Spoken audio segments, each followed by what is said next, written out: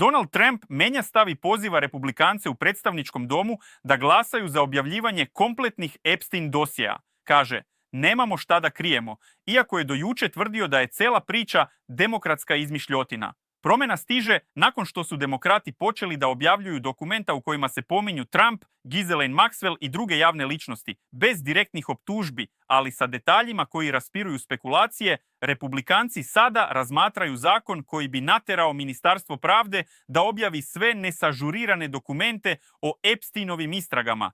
Hiljade stranica, mailovi, zapisi, iskazi svedoka. Očekuje se da će dovoljno republikanaca glasati za. U Senatu je situacija neizvesna, a na kraju bi i sam Trump morao da potpiše odluku ako zakon prođe. Dok se politička drama zahuktava, Trump ulazi u javni sukob sa Marjorie Taylor Greene, koja ga kritikuje zbog popuštanja. Trump joj odgovara "wacky traitor".